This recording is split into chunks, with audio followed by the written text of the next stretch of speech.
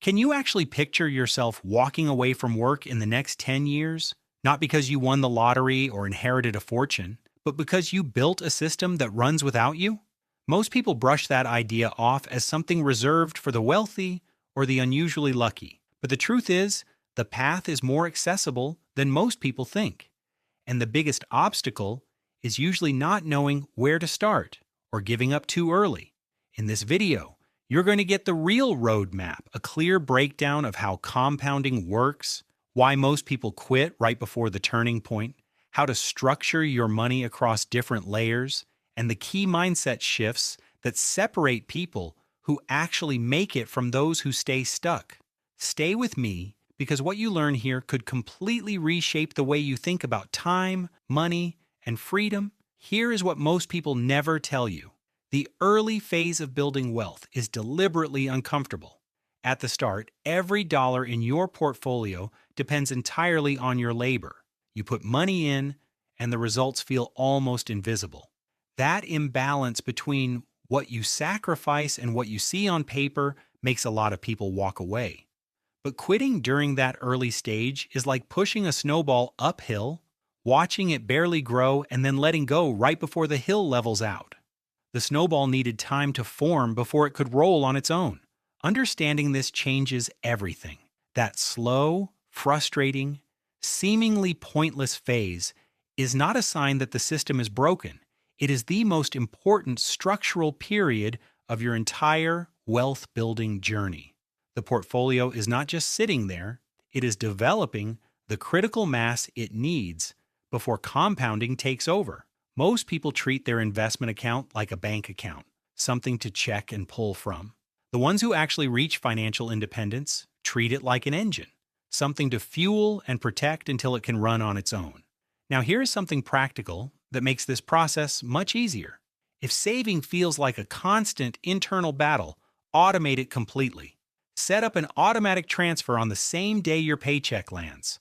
Move your target percentage, whether that is 20 or 30%, directly into your investment account before you ever see it sitting in your checking account.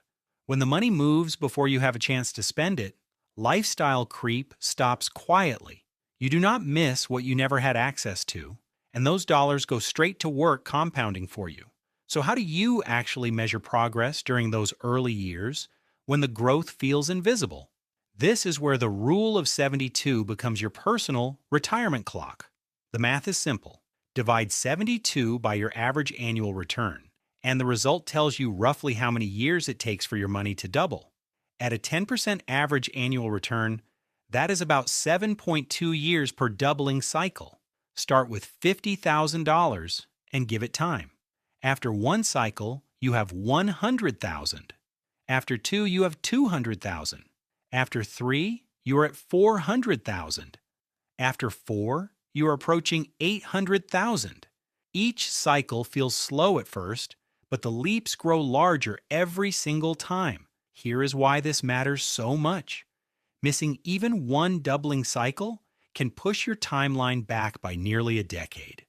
Lost time compounds against you with the same power that invested time compounds for you. Every year you wait to start is a cycle you may never get back.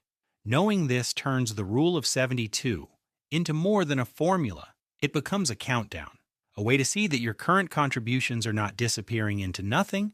They are loading up the next doubling cycle. But understanding the clock is only part of the picture. The speed at which you move through those cycles depends entirely on how much fuel you put into the system.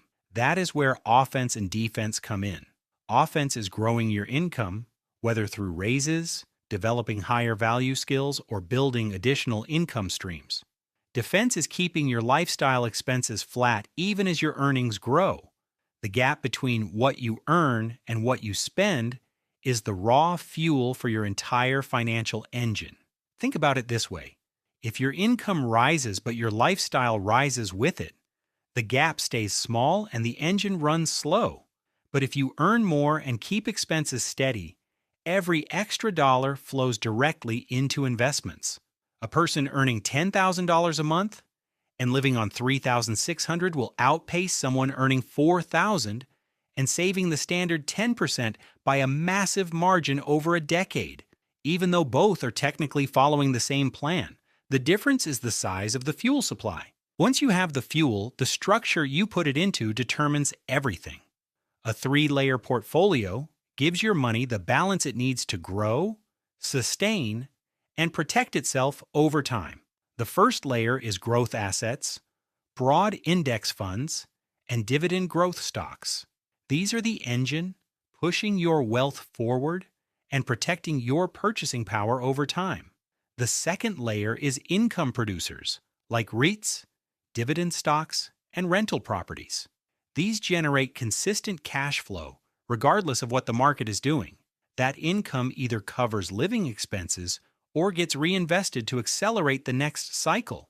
The third layer is stability assets, things like treasury bonds, high-yield savings accounts, and a small gold position. These are your shock absorbers. When markets drop, you have liquidity and protection, meaning you never have to sell growth assets at the worst possible time just to cover your expenses. One piece many people overlook is currency and geographic diversification. Concentrating everything in a single economy creates a silent risk. Allocating a small percentage into international markets or more stable currencies gives your portfolio resilience that purely domestic investments simply cannot provide. It is not about chasing returns elsewhere. It is about making sure one regional downturn does not undo years of compounding. And once you reach the point where your portfolio is generating passive income, do not let all of it flow out. Reinvesting just 10 to 20% of those dividends and returns keeps the machine growing long after your active contributions slow down. That habit is what ensures your wealth continues to outpace inflation and lasts far beyond your original goal. Here is the honest truth about all of this. The framework is not complicated. The math is not intimidating once you see it clearly. The hardest part is the patience. The first few years will feel like you are sending money into a void. Nothing seems to be happening, but that is exactly the phase where the foundation is being built. The people who cross the tipping point are not smarter or wealthier. They are just the ones who refuse to quit during that invisible growth phase. They understood that the boring, slow, grinding early period is where the real work happens. And they stayed consistent until the math took over. So here is the question I want you to sit with and share in the comments below. What is the single biggest obstacle keeping you from investing consistently right now?